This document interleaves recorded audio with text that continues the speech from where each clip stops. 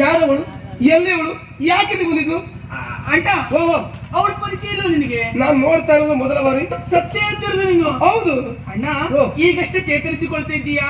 ಆಯಾಸ ಮಾಡಿಕೊಳ್ಬಾರ್ದು. ಆಯ್ತು. ಅಪ್ಪ, ಇಲ್ಲಿ ಬನ್ನಿಯಪ್ಪ. ಅಪ್ಪ, ಅಣ್ಣ ಹೇಳಿದ ವಿಷಯವನ್ನು ಕೇಳಿದ್ರ? ಹೌದು. ಲಾವಣ್ಯನ ಪರಿಚಯ ಇಲ್ವಂತೆ. ಇಲ್ಲ.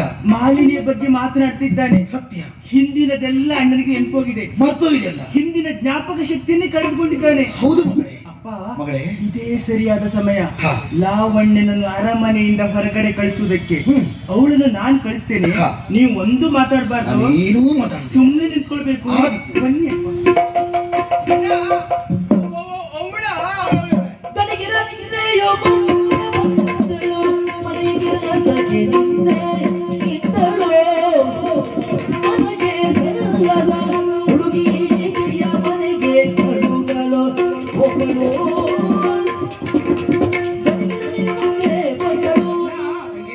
ಈ ಪ್ರಪಂಚದಲ್ಲಿ ಯಾರನ್ನು ನಂಬಲಿಕ್ಕಾಗುದಿಲ್ಲ ಅಣ್ಣ.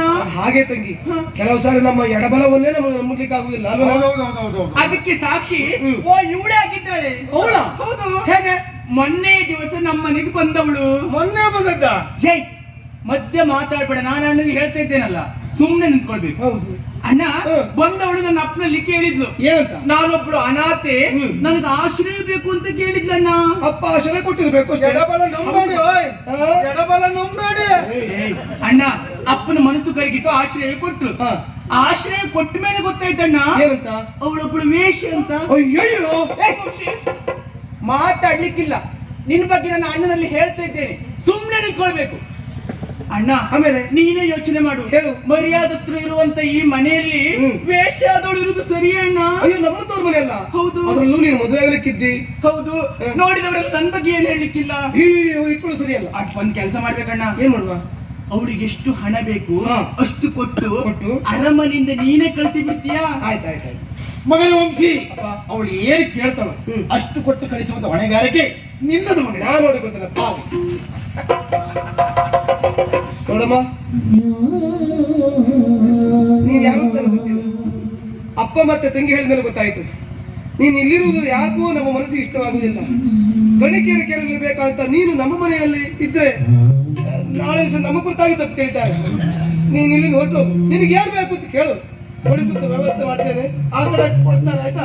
ನಾನು ಹೇಳ್ತೇನೆ. ಏಲವಣ್ಣ, ಅಣ್ಣ ಹೇಳಿದ್ದು ಕೇಳ್ತಿಲ್ವಾ? ಇನ್ನು ಒಂದು ಕ್ಷಣವೂ ನೀನು ಅರಮನೆಯಲ್ಲಿ ಇರಬಾರ್ದು. ಅರಮನೆಯಿಂದ ಹೋಗು, ಹೋಗು. ಹೋಗೆ.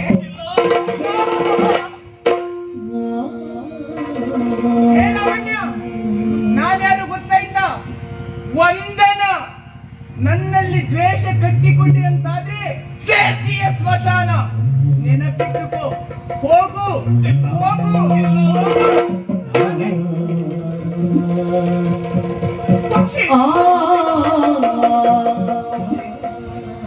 ನನಗೆ ನನ್ನ ನೆನಪಿನ ವಂಶಿ, ನಾನು ಲಾವಣ್ಯ. ನೋಡು, ಇದೇ ಕೈಗಳಿಂದ ನಾನಿನ ಗುಂಡಿಸಿದ್ದೇನೆ, ಇದೇ ಸರಿಗಿಂದ ನಾನಿನಿಗೆ ಗಾಳಿ ಹಾಕಿದ್ದೇನೆ, ನಿನ್ನ ಸೇವೆ ಮಾಡಿದ್ದೇನೆ, ಗಿರಿಯಡಿಗೆಲ್ಲ ಸುತ್ತಾಡೋದಕ್ಕೆ ಕರೆದೊಯ್ದಿದ್ದೇನೆ. ಒಮ್ಮೆ ನೆನಪಿಸಿಕೋ, ಲಾವಣ್ಯ ನಾನು ಮರೆತೋಯ್ತೇನೆ. ನೋಡು, ನೀನಂತಲ್ಲ, ನಿನ್ನ ಜಾಗದಲ್ಲಿ ಯಾವ ಹೆಣ್ಣಿದ್ರು ಹೀಗೆ ಕೇಳ್ತಾಳೆ. ಯಾಕೆ? ಶ್ರೀಮಂತರ ಮನೆಯ ವೈಭೋಗದ ಬದುಕು ಬೇಕು ಎನ್ನುವ ಹಾಗೆ ಭಾವಿಸುವುದು. ನೀನು ನಿನಗತ್ತಿರುವ ನಿನಗೆ ಯಾರಿಲ್ಲಲ್ಲ. ಏನಾದ್ರೂ ಪಡೆದುಕೊಂಡು ಹೋಗುವ ಅಥವಾ ಶಾಶ್ವತವಾಗಿ ಶ್ರೀಮಂತಿಕೆಯನ್ನು ಅನುಭವಿಸ್ತಾ ಇರುವ ಅಂತ ಯೋಚನೆ ಮಾಡಿ ಹೀಗೆ ಮಾತಾಡ್ತಾ ಇರ್ಬೋದು. ಅದಕ್ಕೆಲ್ಲ ಅವಕಾಶ ಇಲ್ಲ. ನಿನಗೆ ಏನು ಬೇಕು ಅಂತ ಕೇಳು. ಹಣ ಬೇಕಾ, ಒಡವೆ ಬೇಕಾ, ಅಥವಾ ಉಡುದಕ್ಕೆ ಸೀರೆ ಬೇಕಾ, ಮೃಷ್ಟಾನ್ನ ಬೇಕಾ, ಎಷ್ಟು ಬೇಕು, ಏನು ಬೇಕು ಕೊಡ್ತಾರ. ಆ ಕಡೆಯಲ್ಲಿ ತಗೊಂಡು ಹೋಗಿ. ಯಾಕೆ ಮತ್ತೆ ಬೀಳಿಸ್ತಾ ಇದ್ದಿ? ವಂಶಿ, ನನ್ನ ಒಡವೆ ನನ್ನಿಂದ ದೂರಾದ ಮೇಲೆ ನನಗೆ ಬೇರೆ ಯಾವ ಒಡವೆ ಬೇಡ ವಂಶಿ. ಈ ಜೀವದ ಉಸಿರೇ ದೂರಾದ ಮೇಲೆ ಈ ಜೀವಕ್ಕೆ ಏನು ಬೇಕು ಹೇಳು? ಏನು ಬೇಡ. ನಾನು ಬರ್ತೇನೆ, ಬರ್ತೇನೆ.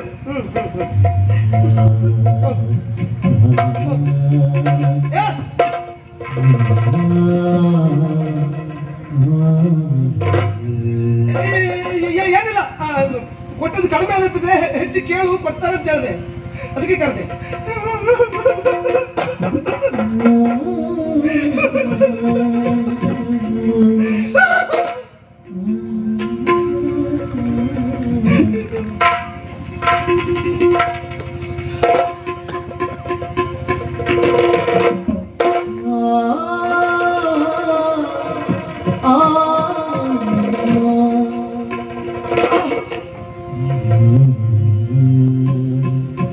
ಇದೆ ನನಗೆ? ಏನು ಅನುಭವಿಸ್ತಾ ಇದ್ದೇನೆ ನಾನು? ಇವಳಿಗೂ ನನಗೆ ಏನ್ ಸಂಬಂಧ? ಇವಳಿಗೂ ಈ ಮನೆಗೂ ಏನ್ ಸಂಬಂಧ? ಯಾವುದೋ ಒಂದು ಅವ್ಯಕ್ತವಾದಂತಹ ಸೆಳೆತನ ನನ್ನ ಸೆಳೆದಂತ ಅನುಭವವಾಗ್ತಾ ಇದೆಯಲ್ಲ. ಇವಳು ಹೇಳ್ತಾಳೆ, ಗಾಳಿ ಬೀಸಿದಂತೆ, ಊಟ ಮಾಡಿಸಿದಂತೆ, ಜೋಗುಳ ಹಾಡಿದಂತೆ, ಗಿರಿಯ ಕಡೆಗೆ ಕರೆದೊಯ್ದಿದ್ದಂತೆ. ಯಾರನ್ನ? ಯಾಕೆ ಹೀಗೆ? ಒಂದು ತಿಳಿತಾ ಇಲ್ಲ.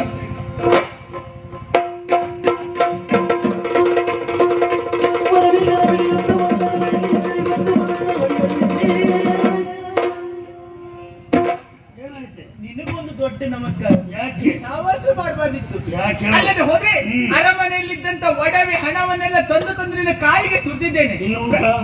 ಬೇಕಾ? ಪ್ರಥಮ ಸ್ಥಾನವೂ ಸಿಗ್ಲಿಲ್ಲ, ನಾಟ್ಯವೂ ಹೇಳಿಕೊಳ್ಳಿಲ್ಲ. ಎಷ್ಟು ದಿನ ಅಂತ ಕಾಯುವುದು? ನನಗೆ ಪ್ರಥಮ ಸ್ಥಾನ ಬೇಕು ಅಷ್ಟೇ. ನೀನು ಪ್ರಥಮ ಬರಲಿ ಅಂತಲೇ ನಾನು ಕಾಯ್ತಾ ಇದ್ದದ್ದು. ಎಲ್ಲ ಮಾಡಿಕೊಂಡದ್ದು ನೀನೆ. ನಾನೇನ್ ಮಾಡ್ದೆ? ನಾನೇನ್ ಮಾಡ್ದೆ? ಆ ಲಾವಣ್ಯನಿಗೆ ಆಶ್ರಯ ಕೊಟ್ಟದ್ದು ಯಾರು? ಆಶ್ರಯ ಕೊಟ್ಟಿದ್ದು ಆಯ್ತು, ಅರಮನೆಯಿಂದ ಹೊರಗಡೆ ಕಳಿಸಿದ್ದು ಆಯ್ತು. ಲಾವಣ್ಯನ ವಿಷಯ ಮಾತ್ರ ನನ್ನಲ್ಲಿ ಹೇಳ್ಬೇಡ. ಅವಳು ವಿಷಯ ಎಂದು ಕೋಪ ಬರ್ತದೆ. ಅವಳು ಯಾರು ಹೇಳು? ಅವಳೊಬ್ಬಳು ವೇಶ್ಯೆ. ಆ ವೇಶ್ಯನ್ನು ಮನೆಯಲ್ಲಿ ಇಟ್ಕೊಳ್ತೀಯ ಅಂತ ನಿನಗೇನು ಹೇಳ್ಬೇಕು? ಸರಿ, ಅವಳಿಗೆ ಹೋಗಿ ಆಯ್ತಲ್ಲ. ನೀನು ಮರ್ಯಾದೆ ಉಂಟೆ, ನಿನ್ನ ನೋಡಿ ಇನ್ನೊಬ್ರು ಕಲಿಬೇಕು. ಅದನ್ನೆಲ್ಲರಿಗೂ ಗೊತ್ತುಂಟು. ಹೌದು, ನಾನು ಎಷ್ಟು ಮರ್ಯಾದೆ ಅಂತ ನನಗೆ ಗೊತ್ತುಂಟು. ಅದು ಸರಿ, ಅರಮನೆಯಿಂದ ಹೊರಗಡೆ ಕಳಿಸಿದ್ದೇನೆ. ನಿನಗೆ ಅವಳು? ಅವಳನ್ನೇ ಕಾಯ್ತಾ ಇದ್ದದ್ದು ನಾನು. ಯಾಕೆ ಹೇಳು? ನಿನ್ನ ಎಷ್ಟು ದಿವಸ ಅಂತ ಅನುಭವಿಸುವುದೇ? ನೀನು ಹಳೆ ಹಕ್ಕಿ, ಈಗ ಆ ಹೊಸ ಹಕ್ಕಿ ನನಗೆ ಬೇಕು. ಅವಳು ಬಂದ ನನಗೊಂದು ಸಂತೋಷ, ಅದಕ್ಕಾಗಿ ಕಾಯ್ತಾ ಇದ್ದ. ಮರ್ಯಾದೆ ಬಿಟ್ಟವನೇ. ಅಲ್ಲದೆ ಹೋದ್ರೆ ನೀನು ಒಳ್ಳೆಯವನೆನ್ನುವ ಕಾರಣಕ್ಕಾಗಿ ನಿನ್ನ ಸಹವಾಸ ಮಾಡಿದ್ನಲ್ಲ, ಒಳ್ಳೆಯವನೇ. ಯಾರಿಗೂ ಬರಬಾರದ ರೋಗ ಬಂದು ನೀನು ಸಾಯ್ಬೇಕು, ಹುಳಾಕಿ ಸಾಯ್ಬೇಕು, ಸತ್ತು ಹಾಳಾಗಿ ಹೋಗು. ಸಾಯುವ ವಿಷಯ ಮಾತ್ರ ಹೇಳ್ಬೇಡ. ನಾನು ಸಾಯುವುದೇ ಇದ್ರೆ ಸತ್ಯ 2 ವರ್ಷ ಆಗ್ತಿತ್ತು. ಸತ್ಯ ಸಾಯುವುದಿಲ್ಲ ನಾನು. ಅದೊಂದು ಸರಿ ಗೊತ್ತುಂಟಲ್ಲ ನಿನಗೆ. ನಿನ್ನನ್ನು ಸಾಯಿಸ್ತೇನೆ ನಾನು. ಹೇಗೆ? ಹೇಗೆ? ಇಲ್ಲಿ ಬಾ. ಏನು ಅಪ್ಪನ ಕರೀತೀಯ? ಚುಟ್ಟಿ ಹಾಕಿ ವ್ಯಕ್ತಿಯ ಅಲ್ಲಿಗೆ ಕೈ ಹಾಕೋದು ಬೇಡ. ಅಪ್ಪನ ಕಂತಾಗ ಎದುರ್ತೆ ಅಂತ ಭಾವಿಸ್ಕೊಂಡೀಯ? ಏನ್ ನಿನ್ನ ಅಪ್ಪೇನು ದೊಡ್ಡ ಇವನು? ಎದುರ್ತೆ ಅಂತ ಮಾಡಿದ್ದೇನೆ. ಮೋಸ ಮಾಡ್ತಿದ್ದೆ. ಪ್ರಥಮ ಸ್ಥಾನವ ನಿನಗೆ ಪ್ರಥಮವೂ ಇಲ್ಲ, ದ್ವಿತೀಯವೂ ಇಲ್ಲ, ತೃತೀಯವೂ ಇಲ್ಲ. ಮತ್ತೆ ಯಾವ್ದು ಮಗನ? ಇನ್ನು ಒಂದು ಸ್ಥಾನ ಉಂಟು, ದೊಡ್ಡ ಸ್ಥಾನ ಅದಕ್ಕಿಂತ. ಹೌದು, ಬರುದು ಪ್ರಥಮವೇ ಅದು. ಯಾವುದು? ರಂಗಯ್ಯ ಓಡಿ ಬಾ ಬಾ ಅದಾದೀತ. ನನ್ನ ಬಗ್ಗೆ ಅಪಪ್ರಚಾರ ಮಾಡಿದ್ರೆ ಏನಾಗ್ತದೆ ಅಂತ ನನ್ಗೆ ಗೊತ್ತಾ? ಆ ಮಾಲಿನಿ ಪರಿಸ್ಥಿತಿ ಏನಾಗಿದೆ? ನೀನು ಹೀಗೆ ಮಾಡಿದ್ರೆ ಕಿತ್ತು ಬಿಸಾಡ್ತೇನೆ. ನೆನಪಿರ್ಲಿ. ಯಾರಲ್ಲಿ ಈ ಕೈಯನ್ನ ಇವಳನ್ನ ಸೆರೆಗೆ ಹಾಕಿದ್ದೇನೆ.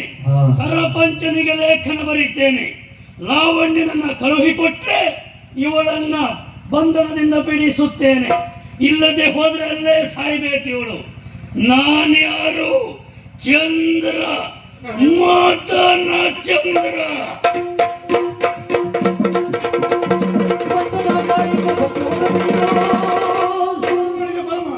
ಆ ಮದನ ಚಂದ್ರ ಲೇಖನ ಬರೆದು ಕಳಿಸಿಕೊಟ್ಟಿದ್ದಾನೆ. ಏನಂತೆ? ನನ್ನ ಮಗಳಾಗಿರುತ್ತ ಬಂಧನನ್ನು ಸೆರೆಯಲ್ಲಿ ಇರಿಸಿಕೊಂಡಿದ್ದಾನಂತೆ. ಯಾಕೆ? ಅವಳನ್ನು ಬಿಡಬೇಕಾದ್ರೆ ಲಾವಣ್ಯನನ್ನು ಕಳಿಸಿಕೊಡು ಕಾಳಿಂಗ ಎಂಬುದಾಗಿ ಬರೆದಿದ್ದಾನೆ. ಲಾವಣ್ಯ ಮನೆಯಲ್ಲಿ ಇಲ್ಲಲ್ಲ, ಮನೆ ಬಿಟ್ಟಿದ್ದ ಹೋಗಿದ್ದಾಳೆ. ಹೌದು, ಹಾಗಾದ್ರೆ ಜನಪಾಲನ ಮನೆ ಹೋಗಿರ್ಬೇಕು.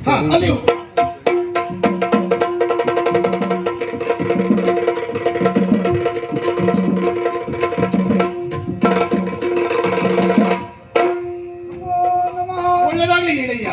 ಈಗ ಬರಲಿಕ್ಕೆ ಕಾರಣ ಉಂಟು. ಲಾವಣ್ಯ ಮನೆ ಬಿಟ್ಟು ಇಲ್ಲಿ ಬಂದಿದ್ದಾಳೆ, ನಮ್ಮ ಜೊತೆಯಲ್ಲಿ ಕಳಿಸಿಕೊಡು. ಮಗಳೇ ಲಾವಣ್ಯ. ಖಂಡಿತವಾಗಿ ಲಾವಣ್ಯ, ನನ್ನ ಮನೆಯ ಸೇವಕಿಯಾಗಿ ನೀನು ಬಂದು ಸೇರಿಕೊಂಡೆ. ನನ್ನ ಮಗನಾಗಿರುವಂತ ವಂಶೀಯ ಬದುಕನ್ನು ನೀನು ಬದಲಾಯಿಸಿದೆ. ಆದರೂ ಸಹ ಎಲ್ಲವರ ಮುಂಭಾಗದಲ್ಲಿ ನಾನು ನಿನಗೆ ಕೊಟ್ಟಂತ ಸ್ಥಾನ ವೇಶ್ಯ ಎಂಬುದಾಗಿ ನಿನ್ನನ್ನು ನಾನು ನಿಂದನೆ ಮಾಡಿಬಿಟ್ಟೆ ತಾಯಿ. ಅದಕ್ಕಾಗಿ ನಿನ್ನಲ್ಲಿ ನಾನು ಕ್ಷಮೆ ಯಾಚಿಸುತ್ತಾ ಇದ್ದೇನೆ. ಈ ಹೊತ್ತಿನಲ್ಲಿ ನಿನ್ನ ಸಹಾಯ ಯಾಚಿಸಿ ನಾನು ಬಂದದ್ದು. ನನ್ನಿಂದ ನಿಮಗೆ ಉಪಕಾರ? ಹೌದು. ಏನು? ನನ್ನ ಮಗಳಾಗಿರುತ್ತ ಬಂದನನ್ನು ಆ ಮದನ ಚಂದ್ರ ಸೆರೆಯಲ್ಲಿ ಇರಿಸಿಕೊಂಡಿದ್ದಾನೆ. ಲಾವಣ್ಯನನ್ನು ಕಳಿಸಿಕೊಟ್ರೆ ನಿನ್ನ ಮಗಳನ್ನು ಬಿಡುತ್ತೇನೆ ಎಂಬುದಾಗಿ ಹೇಳಿದ್ದಾನೆ. ಆ ಕಾರಣಕ್ಕಾಗಿ ನನ್ನ ಮಗಳ ಮಾನ ಮತ್ತು ರಕ್ಷಣೆ ಎನ್ನುವುದು ನಿನ್ನಿಂದಲೇ ಆಗಬೇಕು. ಬೇಡುವುದು ತರವಲ್ಲ, ಹಿತವಾಗಿ ನಾನಂತೆ. ಬೇಡುವುದು ತರವಲ್ಲ, ಹಿತವಾಗಿ ನಾನಂತೆಯೇ. ಕೂಡಿಲ್ಲದಿಹ ನಾನು ಅಂಗರದ ಪಕ್ಷಿ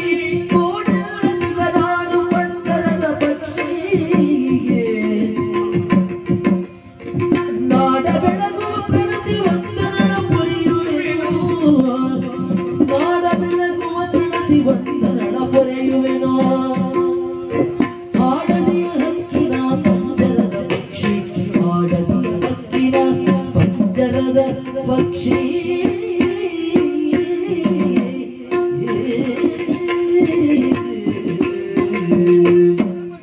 ಲಾವಣ್ಯ ಯಾಕೆ ನೀವು ನನ್ನಲ್ಲಿ ಬೇಡಿಕೊಳ್ಳುತ್ತಾ ಇದ್ದೀರಿ? ಹ ನಾನು ನನ್ನ ದುಷ್ಟಳು, ನಾನು ಹತಭಾಗ್ಯಳು, ಹ್ಮ್ ನಾನು ದರಿದ್ರಳು, ಹ ಸ್ವತಂತ್ರವಿಲ್ಲದ ಹೆಣ್ಣು ನಾನು ಪಂಜರದ ಪಕ್ಷಿಯಾಗಿಯೇ ಉಳಿದಿದ್ದೇನೆ.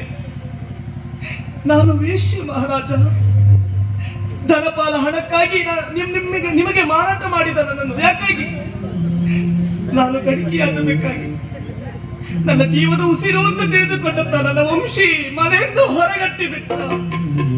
ನಾನು ಗಣಿಕೆಯಾದದಕ್ಕಾಗಿ ಆ ಮನೆಯಲ್ಲಿ ದಿನವೂ ಕ್ಷಣ ಕ್ಷಣವೂ ನಿಮ್ಮ ಹಾಗೂ ವಂದನಳ ತುಚ್ಚೀಕಾರದ ನಿಂದನೆಯ ಮಾತುಗಳು. ನಾನು ಗಣಿಕೆಯಾದುದಕ್ಕಾಗಿ ಮತ್ತೆ ಧನಪಾಲನ ಮನೆಯನ್ನು ಸೇರಿದ್ರೆ ಯಾಕಮ್ಮ ಹೊಟ್ಟೆ ಹೊತ್ಕೊಂಡು ಬಂದಿದ್ದೀಯಾ ಅಂತ ನಿಂದಿಸಿದ. ನಾನು ಗಣಿಕೆಯಾದುದಕ್ಕಾಗಿ ದೊರೆ, ನನಗಾದಂತ ನೋವು, ಅವಮಾನ, ತಿರಸ್ಕಾರ ನಾಳೆ ನಿಮ್ಮ ಮಗಳಿಗೂ ಆಗಬಾರದಲ್ಲ. ನನ್ನ ಬದುಕು ಹಾಳಾದ ಹಾಗೆ ವಂದನಳ ಬದುಕು ಹಾಳಾಗಬಾರದು ತಾನೆ. ಅವಳ ಮಾನ ಉಳಿಯಬೇಕು, ಅವಳು ಮಾನವತೆಯಾಗಿ ಬದುಕಬೇಕು ಅಂತಾದ್ರೆ ಅವಳ ಮಾನ ಉಳಿಸುವುದಕ್ಕಾಗಿ ನಾನು ನನ್ನ ಪ್ರಾಣವನ್ನು ಒತ್ತೆ ಇಡ್ತೇನೆ. ನೀವು ದುಃಖಿಸಬೇಡಿ, ನಾನು ಹೋಗ್ತೇನೆ, ಬಿಡಿ.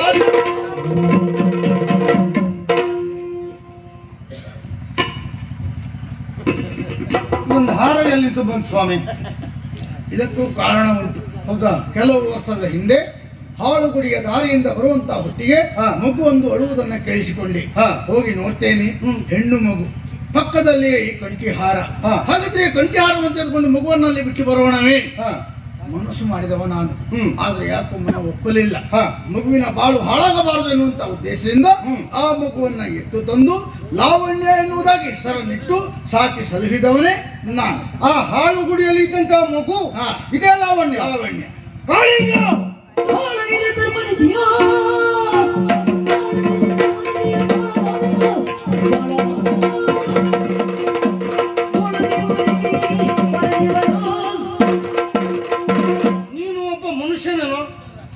ನೀನು ಒಬ್ಬ ಮನುಷ್ಯನ ಸುಖದ ಸೌಧವನ್ನು ಕಟ್ಟುವುದಕ್ಕಾಗಿ ಧರ್ಮಾತ್ಮ ಮಹಾರಾಜರ ಮನೆಯ ಪಂಚಾಂಗವನ್ನ ಹಾಳು ಮಾಡಿದ ಸ್ವಾಮಿದ್ರೋಹಿ ನೀನು. ಇಲ್ಲದೆ ಹೋದ್ರೆ ಇದೇ ಲಾವಣ್ಯ ಸಣ್ಣ ಮಗುವಾಗಿದ್ದಾಗ ನಾಮಕರಣವನ್ನು ಏರ್ಪಡಿಸಿದ್ದಾರೆ. ಉಣ್ಣುವ ಅನ್ನಕ್ಕೆ ವಿಷ ಹಾಕಿದ ಪಾಪಿ ನೀನು. ಅಷ್ಟೇ ಮಾತ್ರವಲ್ಲ, ಧರ್ಮಾತ್ಮ ಮಹಾರಾಜರನ್ನ ಕೊಲ್ಲುವುದಕ್ಕೆ ಮುಂದಾದೆ. ಅವರನ್ನು ಅನುಸರಿಸಿ ನಾನು ಹೋದೆ. ಅದೇ ಸಂದರ್ಭದಲ್ಲಿ ಆ ಮಗು ನನ್ನ ಕೈಗೆ ಇತ್ತು. ಧರ್ಮ, ಈ ಸಂದರ್ಭದಲ್ಲಿ ಮಗುವನ್ನು ರಕ್ಷಣೆ ಮಾಡುವ ಎನ್ನುವ ಹಾಗೆ ಅಮ್ಮ ಆಡಿದ ಮಾತು. ಆ ಮಗುವನ್ನು ಹಾಳುಗುಡಿಯಲ್ಲಿ ಇರಿಸಿದವ ನಾನು. ಅಷ್ಟಕ್ಕೆ ಮುಕ್ತಾಯ ಆಗಲಿಲ್ಲ. ಮಹಾರಾಜನು ಸ್ವಾಮಿ ಸ್ವಾಮಿ ಎನ್ನುವ ಕರಿತಾ ಇದ್ದೆ. ಅಂತಹ ಸ್ವಾಮಿಯನ್ನ ಬಲಿ ತೆಗೆದುಕೊಂಡಿದ್ದ ಸ್ವಾಮಿ ದ್ರೋಹಿ ನೀನು. ಹೆಚ್ಚೇನು, ನಿನ್ನ ಮಗ ಬುದ್ಧಿಮಾಂದ್ಯನಾಗಿದ್ದಾನೆ. ಅವನನ್ನು ಸರಿಪಡಿಸುವುದಕ್ಕಾಗಿ ಈ ಲಾವಣ್ಯ ಎಷ್ಟು ಕಷ್ಟವನ್ನು ಅನುಭವಿಸ್ತಾ ಇದ್ದಾಳೆ. ಅಷ್ಟು ಮಾತ್ರವಲ್ಲ, ನಿನ್ನ ಮಗಳು ಚಿತ್ರಾಂಶ ಕೊಡ್ತಾ ಇದ್ದಾಳೆ ಲಾವಣ್ಯಗೆ. ಇಷ್ಟೆಲ್ಲ ಗೊತ್ತಿದ್ರು ಕೂಡ ಏನು ತಿಳಿಯದವಳ ಹಾಗೆ ವರ್ತಿಸ್ತಾ ಇದೆಯಲ್ಲ. ನೀನು ಒಬ್ಬ ಮನುಷ್ಯನ ಅಂತ ಕೇಳ್ತಾ ಇದ್ದೇನೆ. ಪರಮ ಮಾತಿನ ಮೂಲಕವಾಗಿ ನನ್ನನ್ನು ಮತ್ತೆ ಮತ್ತೆ ಚಿಚ್ಚುವುದಕ್ಕೆ ಮುಂದಾಗಬೇಡ. ನನ್ನ ತಪ್ಪಿನ ಅರಿವು ನನಗಾಗಿದೆ.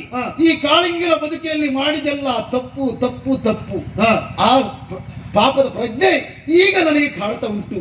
ನನ್ನ ಮಗಳಾಗಿರುವ ವಂದನನ ಜೀವನ ಎಷ್ಟು ಮುಖ್ಯವೋ ಲಾವಣ್ಯನ ಬದುಕು ಅಷ್ಟೇ ಮುಖ್ಯ. ಅವರ ರಕ್ಷಣೆ ಆಗಬೇಕು.